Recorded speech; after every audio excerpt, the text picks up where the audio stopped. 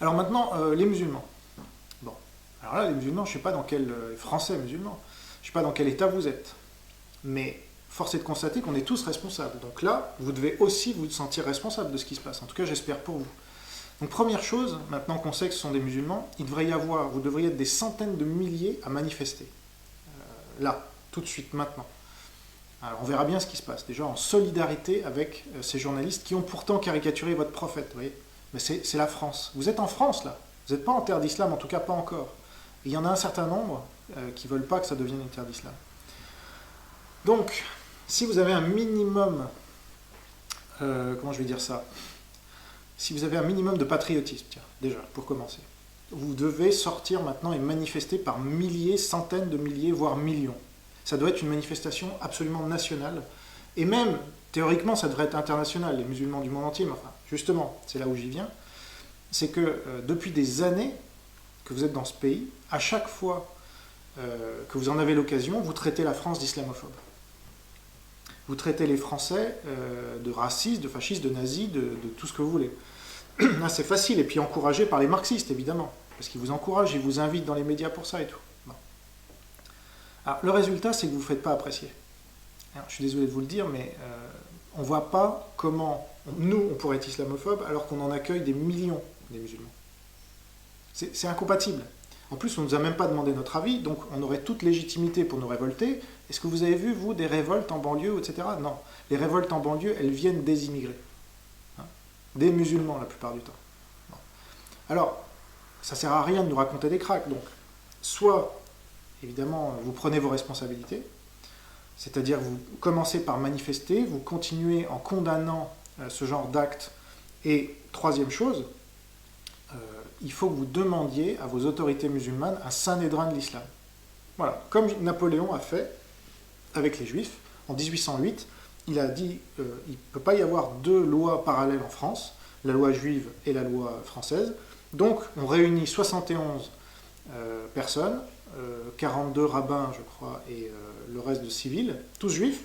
Et maintenant, vous allez étudier vos textes pour qu'ils soient compatibles avec la France et vous allez passer le message à tous vos coreligionnaires, plus de polygamie, les mariages mixtes autorisés, l'apostasie autorisée, etc., etc., etc.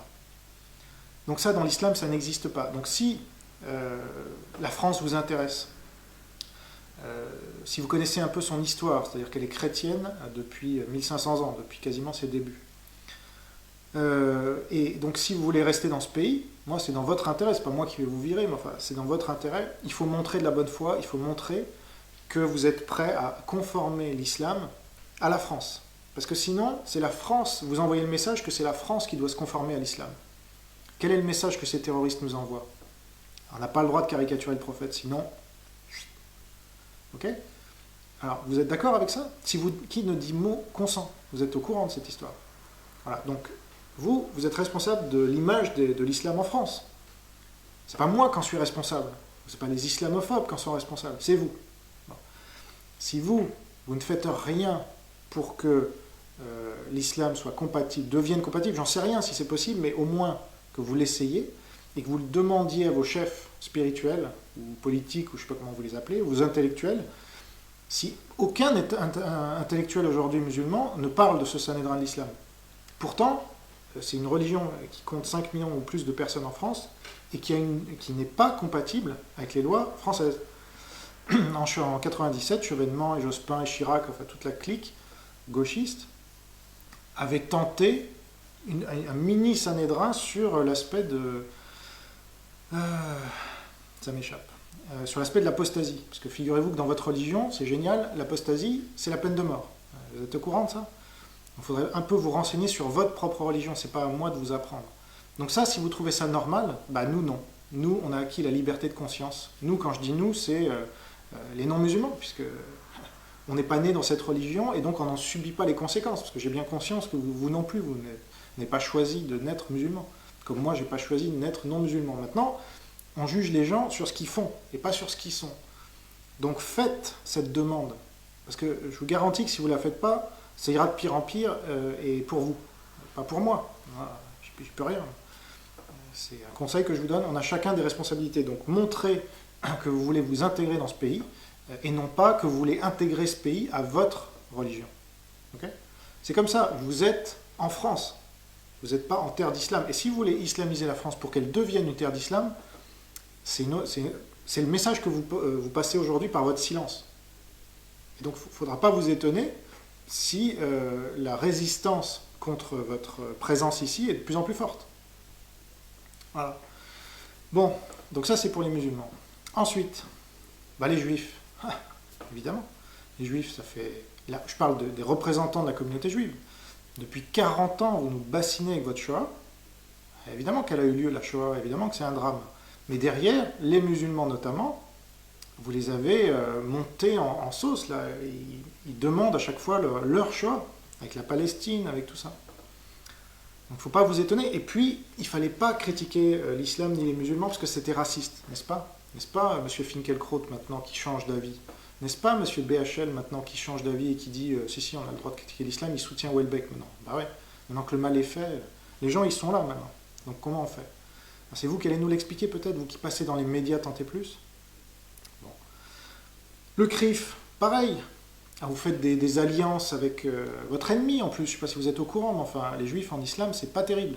Ouvrez le Coran, je ne sais pas, lisez n'importe quelle page. Vous verrez si les juifs ont dit faites alliance avec vos amis juifs. Ah non, ça, j'ai pas trouvé dans le Coran, c'est marrant. Hein. J'ai plutôt trouvé l'inverse. Et puis renseignez-vous sur la présence juive dans le monde arabo-musulman. Moi, quand j'ai proposé de faire une commission parlementaire sur la propagande antisémite qui se déverse sur les banlieues à partir des pays arabo-musulmans et de l'Iran, via les paraboles satellitaires, à le CRIF, ils étaient aux abonnés absents. C'est marrant, ils n'ont pas voulu signer ma pétition, ils n'ont pas voulu me rencontrer, rien, personne. Mais par contre, pour faire les rencontres avec les musulmans et les représentants des musulmans et dénoncer l'islamophobie, alors ça, le CRIF, ils étaient les premiers. Et puis islamophobie égale antisémitisme, alors que dans un cas, on critique une religion, dans l'autre, on critique des gens pour ce qu'ils sont. Mais vous êtes fous. Alors moi, ça me fait penser à l'UGIF, hein, l'ancêtre du CRIF. Les mecs, ils ont collaboré aussi voilà, avec les nazis, puis ils se sont dit, bon, on va collaborer parce qu'on va éviter les déportations. Ils ont tous fini déportés. C'est à moi de vous le rappeler, ça. Vous voulez finir comment, les gens du CRIF là? Vous voulez que les juifs de France, ils finissent comment? Hein? Ça vous intéresse ou pas, les juifs? Vous êtes au CRIF, non? Il me semblait. Alors, il n'y en a pas un non plus pour dire ce que je dis, et moi je le dis sur ma petite vidéo sur Internet, mais dans les médias, il n'y en a pas un, évidemment. Parce que moi, je ne suis jamais invité, et ceux qui disent la même chose que moi ne sont jamais invités non plus. Parce qu'il ne faut pas s'en prendre aux juifs, ah ouais, comme si je m'en prenais aux juifs. C'est le contraire. C'est vous qui vous en prenez aux juifs, le CRIF. Le CRIF est antisémite, il faut le savoir. Et je pèse mes mots. Puisqu'ils sont judéomanes. Donc la judéomanie mène à l'antisémitisme, elle génère un antisémitisme de ressentiment. Voilà. C'est comme ça. J'y peux rien, moi. Je décris les faits, c'est pas moi qui les crée. Et l'antisémitisme, là, principalement, il vient de qui aujourd'hui? Il vient des nazis, des fascistes, blancs. Il vient de l'islam. C'est écrit dans leurs livres. Il faut vous renseigner, encore une fois. Bon. Et puis alors, dernière chose, meilleure pour la fin, les politiques. Voilà. Je vous renvoie à la vidéo précédente, tous ces inspecteurs généraux des finances, les Juppé, les Giscard, tous ces gens-là qui vendent le pays à l'étranger, au Qatar, à la Chine, ou je ne sais pas qui, aux États-Unis, qui laissent rentrer l'islam comme dans du beurre. Allez, on vous finance, on vous fait des beaux amphithéotiques, lisez les livres qui ne passent jamais dans les médias, lisez, renseignez-vous. Ces mères qui courtisent islamistes, tout est factuel. Il n'est jamais invité, Joachim. Alors, c'est trop demandé? Mais on sait bien que vous êtes des collabos jusqu'au trognon, mais quand même, essayez de vous renseigner, parce que de toute façon, il n'y a pas 36 000 solutions. Soit vous vous conformez à ce qu'a toujours été la France, c'est-à-dire une France éternelle, comme disait De Gaulle, de culture chrétienne, de religion chrétienne, de culture gréco-latine, et majoritairement blanche. J'y peux rien. C'est pas De Gaulle qui est un raciste. Il a mis dans sa constitution de la Ve République, lisez là aussi, sans distinction de race. Mais c'est simplement une question de proportion. Il y a un moment, il faut dire les choses. Il faut arrêter de se cacher derrière son petit doigt en disant « Ah, attention, Edoui Plenel, il va m'accuser d'être raciste. » Ah ouais, et alors? Edoui Plenel, c'est qui? C'est quoi le trotskisme, Edoui Plenel? Trotsky, c'était qui? C'était pas le dirigeant de l'armée rouge? Il n'a pas fait des milliers, voire des millions de morts? Trotsky? Non mais comment on peut avoir encore des gens pareils partout dans les médias? Et sur notre argent, Mediapart doit 4,2 millions d'euros au fisc. Qu'est-ce que vous attendez pour le foutre par terre, ce gars? Nous, quand on doit de l'argent à n'importe qui, vous ne nous envoyez pas les huissiers. Moi, j'ai des relances en permanence parce que je ménage ma trésorerie et donc j'essaye de négocier des paiements différés pour quelques centaines d'euros de TVA. Et ben j'ai le mec du fisc et des impôts là qui me relance. Et hop, 31 euros de pénalité et paf et paf. Ouais. Mais Mediapart, eux, ils en sont à 4,2 millions d'euros. Mais c'est pas grave. Ils sont toujours là. Ils sont en faillite réelle, virtuelle en fait. Mais ils sont toujours là à faire la leçon en plus sur les impôts qu'on devrait payer, Cahuzac et les autres. Et moi qui ai dénoncé ça, qui ai révélé ça en tant que journaliste, comme bien d'autres scoops, hein, Emmanuel Valls et son ami nazi, les Rebsamen et son père collabo, ben voilà, on y est là. Donc, bon, moi je pense qu'il y a, en fait, quand je parle, je me rends compte qu'il n'y a plus rien à faire avec cette oligarchie. Elle est dans l'idéologie jusqu'au cou, elle ne se rendra jamais compte, ou elle n'avouera jamais en tout cas que c'est une collabo de première. Pas simplement avec l'islam, parce que l'islam c'est une conséquence, mais c'est surtout une collabo du marxisme. C'est ça le problème, c'est là d'où viennent tous les mots. Et c'est pour ça que je vous dis, moi le message principal, c'est ne vous en prenez pas aux musulmans. Ne vous en prenez pas aux musulmans. Voilà. Prenez-vous-en aux responsables de toute la merde dans laquelle on est, et la raison pour laquelle Charlie Hebdo et tout ça, ils sont morts, certes, alors ce sont des musulmans évidemment qui les ont tués. Mais qui les a fait venir en France? Qui les a financés? Avec des mosquées, avec des beaux amphithéotiques à 1 euro. Qui a fait la guerre à la Libye? Qu'est-ce qu'on avait à faire en Libye? Qui a fait la guerre, je ne sais pas où encore, dans quel pays on est allé alors qu'on n'avait rien à y faire? À foutre le bordel là-bas? Alors qu'on ne sait pas gérer nos propres problèmes, on va aller faire des guerres en Libye. Parce que les Américains nous disent, allez, vas-y mon coco, tu fais partie de l'OTAN, donc maintenant tu fais le sale boulot. Ouais, merci. Donc voilà, sous soumission américaine, et en fait parce que les marxistes sont des mous. Regardez Bloom, regardez qui est Bloom. Et ça c'est pareil, il faut revoir tout. Il faut revoir toute cette histoire de France qui a été complètement noyautée par les marxistes, à la tête de l'éducation nationale notamment, et qui nous font passer Bloom pour un saint, et Daladier, on ne sait même pas qui c'est, et puis Pétain pour le diable. Mais certes, Pétain a fait des choses graves. Mais je suis désolé, Bloom a fait bien pire, 1000 fois pire. Et Daladier aussi, en serrant la main d'Hitler au lieu de lui faire la guerre. C'est à cause de lui qu'il y a eu la Shoah. Donc ça suffit la gauche là maintenant, c'est bon. Et alors, c'est là où j'en viens quand même à l'analyse factuelle des causes et des conséquences, parce que sinon on va jamais s'en tirer. On est en 2015 maintenant, on a les mêmes problèmes qu'en 1935. Ouvrez les yeux, qu'est-ce qui s'est passé entre les deux? Quasiment rien. La gauche a été au pouvoir tant et plus, elle a coupé les têtes, comme depuis Robespierre, elle a continué à couper les têtes, voilà, dans les médias en plus maintenant, puisque les médias sont devenus un pouvoir énorme, donc il n'y a plus que des gens de gauche maintenant, et il faut être de gauche pour critiquer, comme je l'ai dit tout à l'heure. Et donc, vous avez une histoire, on connaît même plus notre histoire, donc on ne sait plus que les responsables, c'était Blum, qui au lieu d'aller combattre Hitler a fait les congés payés. Ça c'est facile de faire les congés payés avec l'argent des Français en plus. Ah oui. Et puis ils ont créé cette classe de fonctionnaires et de hauts fonctionnaires aujourd'hui qui aspirent tout l'argent des Français. Voilà, et qui le redistribuent comme ça, déjà pour eux, et puis aux immigrés, etc. Super. Super. Je parle là de l'immigration de peuplement, parce que moi j'ai rien contre l'immigration de travail. Je suis même pour. Quand les gens, s'ils n'ont rien, quand ils ne travaillent pas, ils repartent. Voilà. Donc moi je suis pour la libre circulation. Mais si vous coupez les vannes qui produisent l'assistanat, les gens ils repartent de là où ils sont venus. Quand ils ne veulent pas bosser, et puis quand ils ne sont pas créatifs, ou quand ils n'apportent rien, quand ils ne sont pas créateurs d'entreprise, ou je sais pas. C'est trop dur à comprendre, ça, on a tous les faits devant nous. Alors je sais bien que certains vont encore... j'imagine, j'entends déjà Alain Soral ou d'autres qui le suivent, Asselineau et tous ces gens-là, qui ont fait copain-copain avec l'islam, qui sont des collabos de première, qui vont nous dire non, non, mais attendez là. Si on cherche bien, comme pour Mera et comme pour d'autres, les Kassovitz et compagnie, les Bigard, tous ces gens qui passent dans le système en permanence, là, ils vont nous dire oui, mais attendez, parce que si on cherche bien, on va trouver soit le Mossad, soit les États-Unis, la CIA, le machin, enfin, on va voir que c'était des agents. Vous allez voir. Ah ouais, ça, je les entends déjà, c'est marrant, tellement ils sont prévisibles. Ouais, mais ces gens-là, c'est pareil, ils font partie de l'oligarchie, comme je l'ai démontré, je vous renvoie la vidéo sur Asselineau et à toutes mes vidéos sur Soral. Des collabos de première. Bon.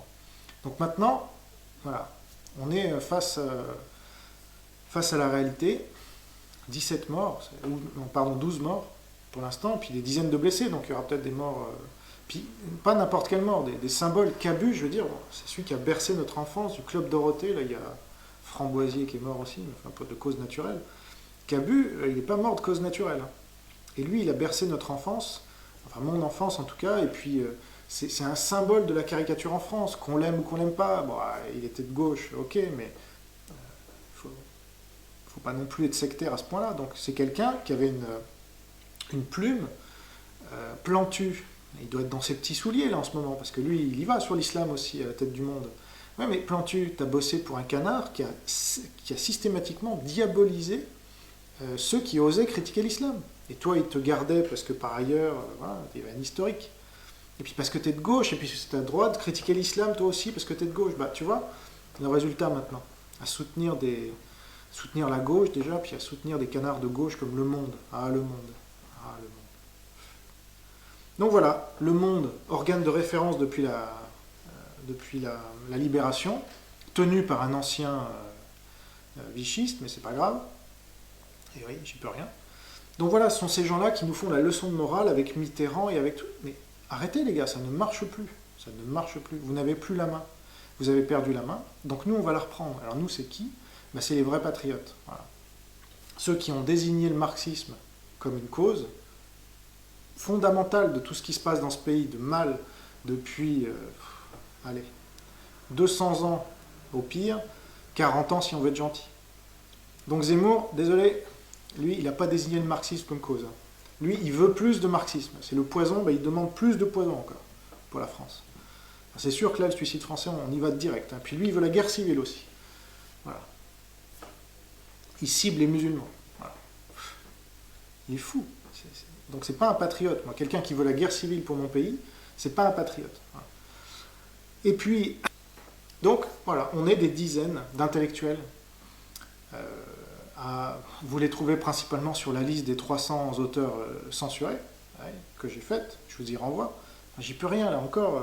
C'est clair comme de l'eau de roche. Au moins, ça a ce mérite-là. C'est que d'un côté, vous avez la gauche marxiste qui a tous les postes, toutes les places dans l'administration, dans les médias, à l'université, à l'éducation nationale, dans la justice, etc., etc.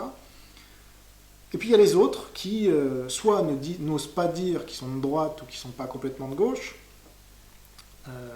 soit ils ne sont pas du tout là, quoi. Ils sont exclus du système, et voilà. Évidemment, ils ont dit la vérité. Alors, la vérité, c'est que la gauche, c'est le problème. Ça a toujours été le problème, et que les Sarkozy et les Juppé maintenant, qui se sont toujours ralliés à la gauche, toujours, ils viennent dire, oui, nous, il faut l'alternance, hein, maintenant, il faut la droite, parce que la gauche, c'est pas bien. Ah ouais, mais vous les avez enlevés les 35 heures, non.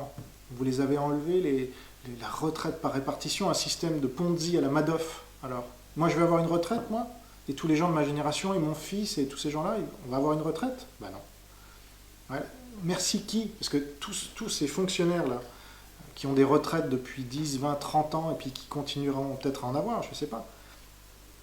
Ça s'appelle la pyramide de Ponzi. C'est-à-dire quand il n'y a plus personne, quand les baby-boomers partent, bah, derrière il y a un creux, et qui paye? C'est pas eux. Donc nous, retraite terminée. Donc ça s'appelle un système de Ponzi. C'est Madoff. Voilà. Vous nous avez fait du Madoff. C'est ça le socialisme. Et alors évidemment, comme vous n'êtes pas con, vous vous êtes gardé la retraite par capitalisation pour les fonctionnaires. Bah, ouais. Vous n'avez pas honte, franchement. Et le pire, c'est bien la droite qui a laissé faire tout ça. Parce que quand elle a été au pouvoir, la soi-disant droite, elle n'a jamais remis en cause les 35 heures, la retraite par répartition, la sécurité sociale obligatoire et tous ces trucs communistes. L'éducation nationale. Bon, donc, bah nous, on est quelques dizaines d'intellectuels, hein, on résiste comme on peut, libéraux, libéraux-conservateurs, conservateurs identitaires, monarchistes quelques-uns. Donc on va faire le boulot maintenant. Voilà, on est là, c'est la relève, hein, j'y peux rien. À chaque fois que la France s'écroule, il y a une relève. Et la relève, comme par hasard, elle est libérale conservatrice. Bah oui, renseignez-vous dans l'histoire. Qu'est-ce qui s'est passé après? Lisez, encore une fois, Bruno de la Palme. Vous verrez bien qui a relevé la France à chaque fois que la gauche est arrivée au pouvoir et qu'elle l'a foutu dans la merde. Alors après, avec l'islam maintenant qui s'impose de plus en plus, la donne est différente, évidemment. Mais bon, après tout, en 40, il y a eu le nazisme, donc c'était grave aussi. Hein. Donc il n'y a pas de raison qu'on n'y arrive pas. Donc moi, je lance un appel à mes amis libéraux-conservateurs. Voilà, ils se reconnaîtront. Il faut maintenant urgemment qu'on se rassemble de façon intellectuelle, mais aussi pour prendre le pouvoir. Enfin, en fait, pour virer cette caste-là d'énarques, d'oligarques en tout genre, qui ont pris tous les postes, qui ont coulé des boîtes énormes, qui avaient fait la grandeur de la France partout dans le monde. Crédit Lyonnais, vous imaginez les milliards qui ont été perdus dans cette affaire-là. Et j'en passe, et tout ça à chaque fois des inspecteurs généraux des finances. Donc tous ces gens-là doivent dégager d'une manière ou d'une autre. Moi j'appelle à un macartisme français, ou si vous voulez être moins virulent, il faut une nouvelle nuit du 4 août. Voilà. Moi c'est mon message. Donc je ne sais pas ce que je vais lancer comme appel un peu plus officiel, mais je vais le mettre en forme, et on va être un certain nombre soit à signer un papier commun, soit à faire quelque chose, mais là ça ne peut plus durer. Voilà. On est arrivé à un stade stop, quoi. Et là, l'attentat contre Charlie Hebdo, c'est l'ultime rappel qu'on va dans le mur, et donc il faut qu'on arrête ces folies. Voilà. Donc, à bientôt pour la suite. Merci d'avoir suivi JT Intelligent jusqu'au bout. Et puis, on verra bien ce qui va se passer, mais restez à l'écoute d'Enquête et Débat notamment, qui est un des médias principaux de la résistance aujourd'hui à ce système oligarchique, sans le moindre doute possible. Et donc, à bientôt pour un prochain JT Intelligent. J'aurai des nouvelles à vous annoncer. Au revoir.